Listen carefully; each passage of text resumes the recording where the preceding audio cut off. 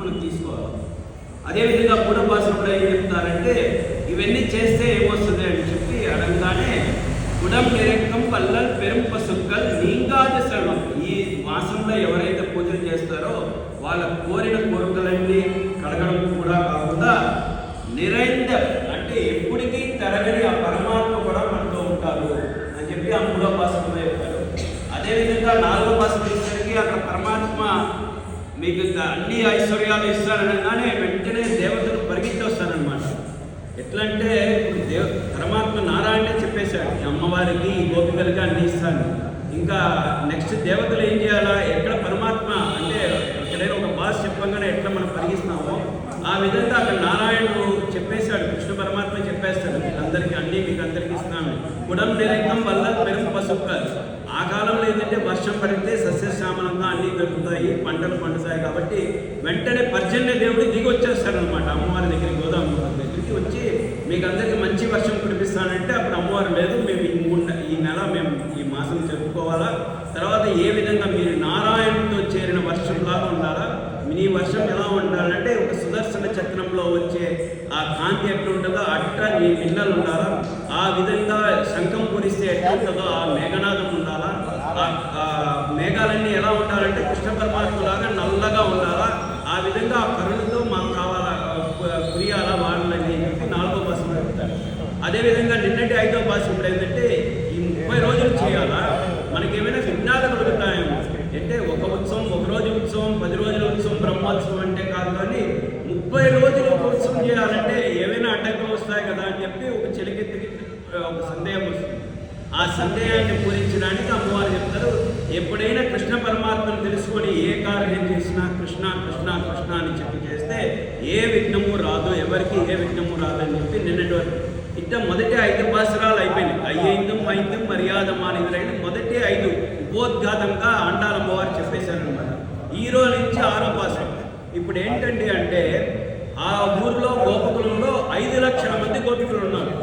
5 లక్షల మందికి నిన్నటి రోజున ఈ కృష్ణ పరమాత్మ ఏం చెప్పారో అందరు రండి, నేను ఈ వ్రతాన్ని జరిపిస్తాను, మీకు ఏమేమి కావాలో అన్నీ నేను ఇస్తాను అని చెప్పి 5 లక్షల మందిని పిలిస్తే 4,99,990 మంది వస్తారనమాట గోపికలు. 10 మంది రాదు.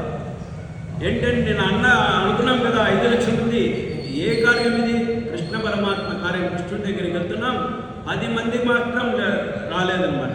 మనమైతే ఏం చేస్తాం, ఇంట్లో 4 లేపుకొని వెళ్తాం, ఈరోజు ఉదయం గుడికి రావాలని, 4లో 2 లేవలేదంటే మనం వచ్చేస్తాం, ఎందుకులంటే ఇద్దరు.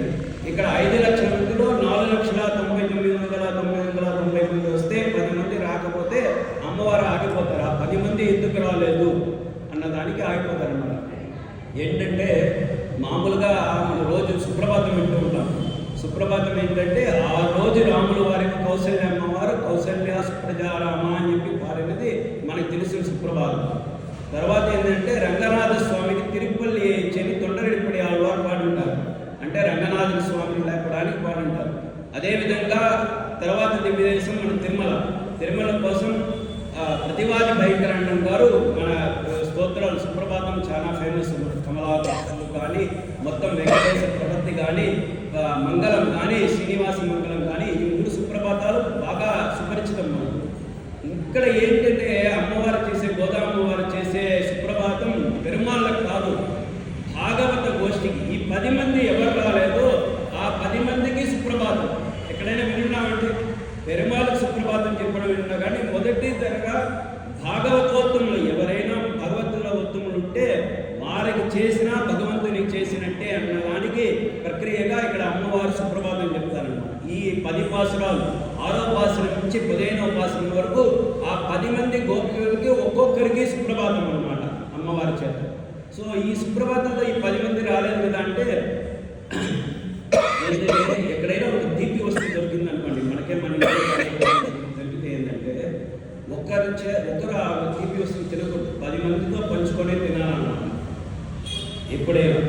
అలాంటిది ఇక్కడ ఏంటి, కృష్ణ కళ్యాణ గుణాలు, కృష్ణుడిని చేరబోతున్నాం. కృష్ణుడు ఎంత తీపివాడంటే అతని కళ్యాణ గుణాలు ఎంత తీపి, ఆ తీపిని ఒకరే పంచుకుంటే ఈ 5 లక్షల మందికి చేరాలన్నది గోదామ్మ వారి కోరిక అన్నమాట. సో అందుకని ఈ 10 మందిని లేపడానికి వెళ్తారు. అందులో మొట్టమొదటిగా గోపికి వచ్చి చాలా కన్య అనమాట. కొత్తగా అంటే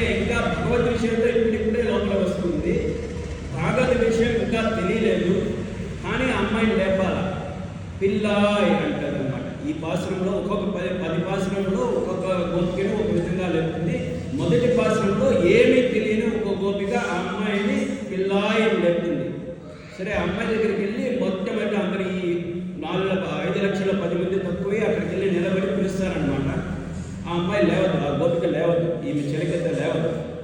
ఎందుకు మీరందరూ అరే ఉదయం అయింది లేవండి అంటే ఎందుకు మీరందరూ అప్పుడే వచ్చారు, ఇంకా ఉదయం అయితేనే కదా లేవాలా అంటే, లేదమ్మా ఉదయం అయితేనే మేమందరం వచ్చామంటే, లేదు మీరు నిన్నటి నుంచి ఆ కృష్ణుడు అనుకుంటూ మీరు నిద్రపోకుండా నన్ను నిద్రపోనట్లేదు, ఇంకా ఉదయం కాలేదు అంటుంది. లేదమ్మా అప్పుడు నీకు కొన్ని సంకేతాలు చెప్తాము అని చెప్పి ఈరోజు పాశ్రంలో పుల్లం సిలంబినకాన్, పుల్లు అంటే అరమంలో పక్షి అని ఈ పాశ్రంలో 2 సార్లు వస్తుంది పుల్లుం అని. పుల్లుం సిలంబినకాన్, సిలంబిన అంటే అరుస్తున్నాయి, కిచకిచా అంటున్నాయి, ఆ పక్షులన్నీ కిచకిచా అంటున్నాయి. అంటే దీనికి ఏంటమ్మా అర్థం అంటే ఉదయమే కదా అంటే లోపల ఉన్న పడుకున్న కొత్త చిలికిత అంటే యవనంలో ఉన్న చిలికిత అంటుంది. ఇది ఒక ఇది పక్షులు నిద్ర మీ పక్షే ఉంటుంది అది, అందుకనే అరుస్తుంది. నీతో పాటు నువ్వు నిద్రపోలేదు, ఆ పక్షి నిద్రపోలేదు. పుల్లు కాదమ్మా పుల్లుం అంటే ఒక పక్షి కాదు ఎక్కువ పక్షులు, నా పక్షి కాదు అన్ని పక్షులు అని చెప్పి అంటారమ్మాలంటే సిలింబిన కాన్ అంటుంది. మామూలుగా ఏమంటాం పక్షులు అరుస్తున్నాయి వినపట్లేదా అంటాం. ఇక్కడ ఆండాలమ్మవారు ఏమంటున్నా అంటే పుల్లం సిలింబిన కాన్, చూడలేదా ఎక్కడ అనం కదా, పక్షులు వింటున్నాయా వినబడుతున్నాయా అంటాం. కానీ ఇక్కడ అమ్మవారు నువ్వు నమ్మేటట్లేవమ్మా, చాలా పక్షులు నడుస్తున్నాయి, కావాలంటే వచ్చి బయటకు వచ్చి చూడు అంటే అప్పుడు ఆ పక్షులన్నీ మీరు నిన్న రాత్రి అంతా నిద్రపోకుండా నిన్న రాత్రి అంతా మీరు కృష్ణ అంటూ వాటిని కూడా నిద్రపోలేదు. ఎక్కడైనా శబ్దాలు వస్తూ ఉంటే అక్కడ ఆ పక్షులు నిద్రపోలేవు కాబట్టి అవి మీతో చేరి కృష్ణ అనుకుంటూ నిద్రపోలేదు, అందుకని ఇంకా ఉదయం కాలేదు, నేను లేవన్నాను. ఇదేంట్రాపా అని చెప్పి అంటారమ్మా. పుల్లం సిలమెల్గాన్ పుల్లరయ్యన్ కోయిల్ వెల్లై వెలిసెంగన్ కేటిలియో. పుల్లరయ్యన్ కోయిల్, పుల్లు అరయన్ కోయిల్. పుల్లు అంటే గరుత్మంతుడు అన్నమాట. పుల్లు అరయన్ పక్షులకి రాజు, అరయన్ అంటే రాజు. పుల్లు అరయన్ గరుత్మంతుడి గుడిలో పుల్లరయ్యన్ కోవిల్ అంటే ఆ పుల్లు అరయన్ పక్షులకి రాజు. ఆ రాజుకి కో అంటే ఆ రాజుకి రాజు ఎవరంటే పరమాత్మ సర్వేశ్వరుడు. ఆ సర్వేశ్వరుని ఇంటిలో పుల్లం సిలంబెనకాన్ పుల్లరయ్యన్ కోయిల్ వెల్లై విలిసెంగన్ కేటిలియో. ఏంటంటే ఇక్కడ నేరుగా చెప్పవచ్చు కదా, సన్నది పెరుమాళ్ నారాయణ గుడిలో వెల్లై విలిసెంగన్ కేటిలో. విలిసంగం అంటే శంఖనాదం వినబడలేదా అని నేరుగా నారాయణని చెప్పవచ్చు కదా, నారాయణ గుడిలో శంఖం ఊదుతున్నారని చెప్పవచ్చు కదా అంటే అట్లా కాదంట. ఎప్పుడైనా పరమాత్మని చెప్పినప్పుడు ఎవరైనా భక్తులు చెప్తేనే ఆ పరమాత్మకి విశేషం. ఇక్కడ ఎవరంటే భక్తులు అంటే గరుత్మంతుని పెరియ తిరువడి అంటారు. అంటే ఉన్న దాంట్లో వస్తే ఆయన ఇదనమాట. అందుకని ఆ గరుత్మంతుని గుడిలో కోవిల్లో వెల్లై విలిసంగం కేతిలియో. ఆ గుళ్ళో ప్రతి గుళ్ళోనూ ఇందాక పక్షులు చిన్నగా అరుస్తున్నాయి. వెలిసెంగం పేరరం కేటిలియో. పేరరం అంటే పక్షులు చిన్నగా మాట్లాడుకుంటాయి, పేరరం అంటే పెద్ద ఘోష అన్నమాట. శంఖనాదం ఎలా ఉంటుందండి? కురుక్షేత్రంలో మొట్టమొదటగా శంఖనాదం పూరించగానే అర్జునుడు కృష్ణుడు పూరించగానే అప్పుడే అందరు చనిపోయినట్టే అని చెప్పి చెప్తారనమాట. కౌరవులందరూ చనిపోయినట్టే. హృదయాన్ని విదారయ్యంత అంటారు. ఆ ఒక్క శంఖనాదంతోనే యుద్ధమే చేయక్కర్లేదు, కృష్ణుడు ఆయుధం పట్టక్కర్లేదు, ఆ 18 రోజులు యుద్ధమే అక్కర్లేదు. మొదటి రోజు ఆ శంఖనాదం వినగానే అందరూ హృదయాన్ని విదారయ్యంత, అందరు చనిపోయినట్టే. అంత పెద్ద శంఖనాదం. పాంచరాత్ర ఆగమంలో ఏ గుళ్ళో అయినా శంఖనాదం వినపడాలి. ఏ పాంచరాత్రంలో ప్రతి తిరువారాధన జరగానే శంఖనాదం వినపడాలి. అందుకని గుళ్ళల్లో శంఖం ఉంటుంది. ఇప్పుడు గోదావరి ఆండాలమ్మవారు చెప్తున్నారు, మా ఇంకనైనా నిద్రలే, ఇందాక పక్షులు వినపడింది వినపడలేదు, శంఖనాదం కూడా వినపడకపోతే ఎట్ట, శంఖనాదం అనేది ఎంత పెద్ద నాదం కదా అని చెప్పి చెప్తారన్నమాట. అప్పుడు అంటుంది ఈ గుళ్ళో పనే లేదు, ప్రతి నిత్యము ఇదే వాళ్ళకి 5-6 రోజులు రోజుకి 5-6 సార్లు ఈ శంఖనాదం చేస్తుంటారు. ఏ శంఖనాదమో అది, ఇంకా నేను నిద్రలేమన్నా ఉంటుంది. లేదమ్మా శంఖనాదంలో 5-6 చేసినా ఒక శంఖనాదం మటుకు వేరుగా ఉంటుంది. ఉదయాన్నే చేసిన శంఖనాదం చాలా లాంగ్గా ఉంటుంది, చాలా పెద్దదిగా ఉంటుంది. ఆ శంఖనాదం ఇది విను అని చెప్పి చెప్తుంది అనమాట. పిల్లయ్య వెళ్ళే వెలిసెంగం కేటరియో అని చెప్పి పిల్ల ఏందిరా పేపులై నంచింది. ఈ అమ్మాయి ఇంకా లేవట్లేదు.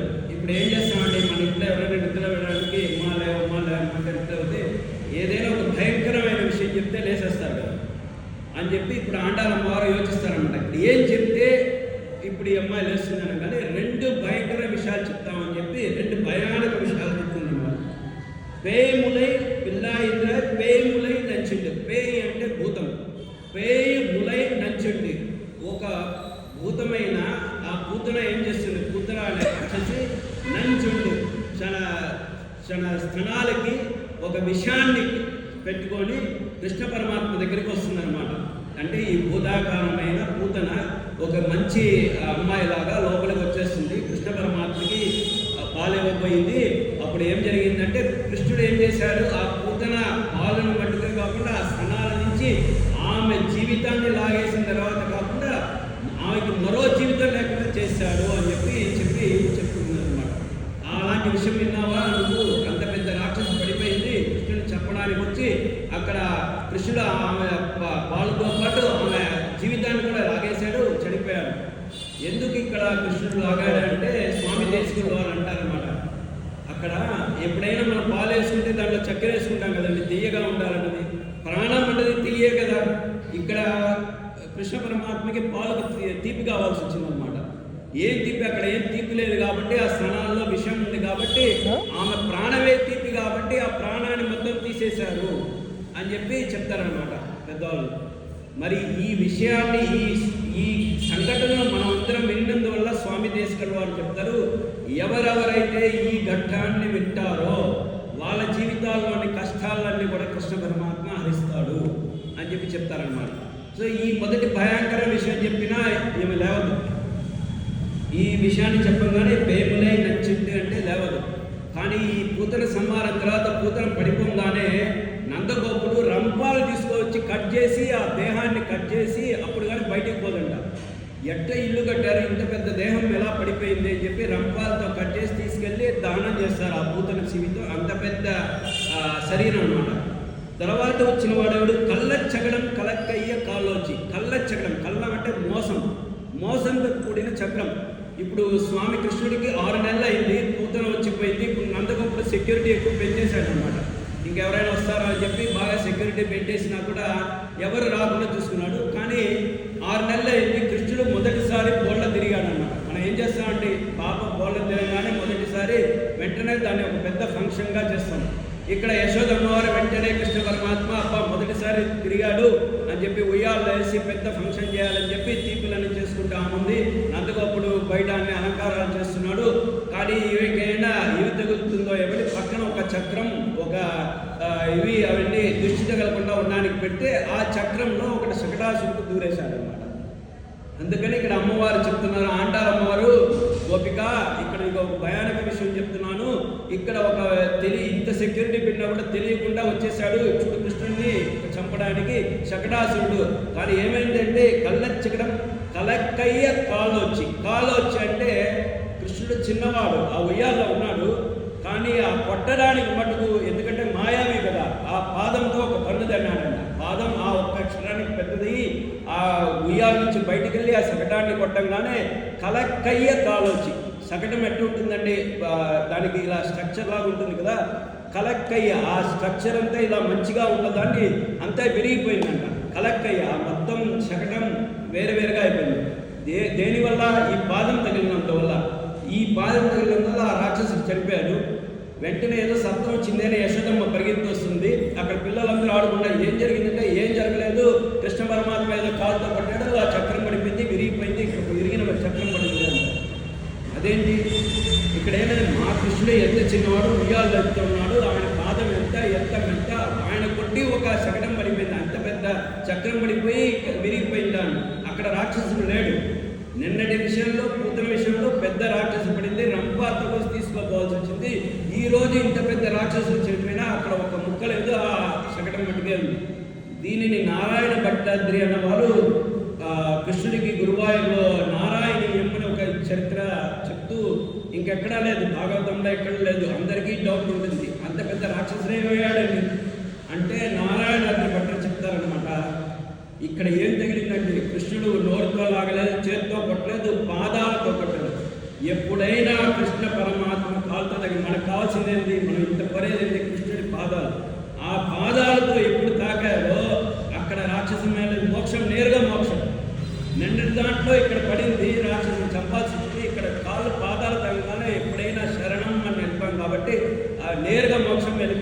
రాక్షసుడు. కళ్ళొచ్చిన ఈ రెండు విషయాలు చెప్పినా ఈ అమ్మాయి లేవలేదు, ఈ గోపిక. ఇక్కడేమో ఆండాలమ్మాలమ్మ కృష్ణుడి దగ్గరికి వెళ్ళాలా, వ్రతం చేయాలా, లేవంటే లేవలేదు. ఇంతలోపలికే రెండు రాక్షసులు చెప్పగానే కృష్ణుడికి చాలా టైర్డ్ అయిపోయాడు అనమాట. అందుకని ఈ పాసనంలో అప్పుడు అమ్మవారు చెప్తారు, వెల్లెత్తరవిల్ తుయిల్ అమర్ంద విత్తనై.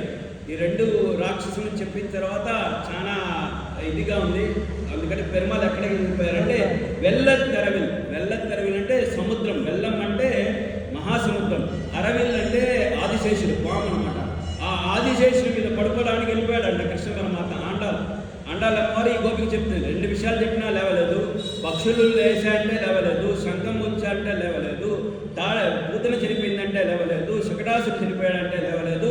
ఇప్పుడు సరే ఈ నారాయణుడి గురించి చెప్తేనా లేస్తుందని చెప్పి ఈ నారాయణుడు కృష్ణుడు ఇద్దరిని చంపి అక్కడ పార్కంలో వెళ్ళి పడుకునేసాడమ్మా. ఇంకా టైర్డ్ అయిపోయాడు స్వామి, అక్కడికి వెళ్ళిపోయారు అంటే అక్కడ కూడా ఏం చెప్తున్నారు చూడండి. అంటే ఇక్కడ ఈ సీన్ మారలేదు. కృష్ణుడు పడుకునే ఉన్నాడు, పూతని చంపినప్పుడు పడికే ఉన్నాడు, శకటాసుని చంపినప్పుడు పడుకునే ఉన్నాడు, పైన అక్కడ ఆదిశేషుడి మీద కూడా పడుకునే ఉన్నాడు. ఆ సైన యోగ నిద్రలోనే ఉన్నాడు అని చెప్పి దేవస్వామి జగన్నాథ శ్రియా పుణ్యా చెలియ జగద్రక్షణ జాగవ్య యోగ నిద్రాం ఉపాకురు అని చెప్తాం. రోజు రాత్రిపూట పెరుమాళ్ళని పడుకునేటప్పుడు స్వామివారిని యోగ నిద్ర పుచ్చుతామన్నమాట. క్షీరసాగర తరంగసీకర సారతారకి చారుకుంటే భోగి భోగ శైలీయ శాయనే మాధవాయ మద్విద్విషయ నమః అని చెప్పి పెరుమాళ్ళని రోజు పడుకునేటప్పుడు పెరుమాళ్ కులశేఖరరావు అని చెప్పినట్టు, స్వామి మీరు యోగ నిద్రలో పోని చెప్తామే కానీ మీరు నిద్రలో పోని చెప్తే మనందరం ఉండలేము. అందుకనే ఇక్కడ అమ్మవారు ఏం చేస్తున్నాడు, వెల్లెత్తరవిల్ తుయిల్ అమర్ంద విత్తనై. అమర్ంద అంటే పడుకున్న కోణంలో అక్కడ యోగ నిద్రలో ఉన్నారు. ఉళ్ళెత్తుకుంటే మునివర్గం. ఇది చూడంగానే ఉళ్ళెత్తుకుంటే మునివర్గలం యోగిగలం. మునులు వేరే యోగులు వేరే. మునులు అంటే మననశీలు మునులు, వాళ్ళు ఎప్పుడు నారాయణం చెప్తూ ఉంటారు, ఎప్పుడు పేవ చేస్తుంటారు. యోగులు అంటే ఎవరంటే ఎవరైతే కైంకర్య పనులో వాళ్ళు యోగులు అంటారు.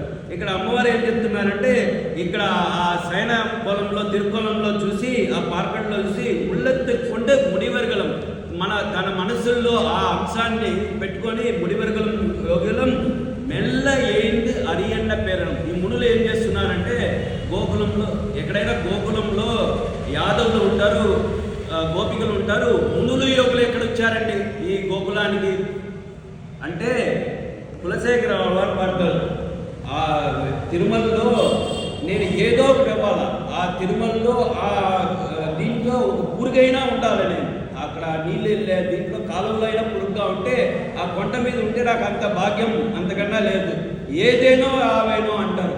ఆ కొండలో ఉంటే కనుక అంత మహిమ తిరుమల కొండ, ఏదో ఒకటైతే చాలు నేను అని కోరుతారు.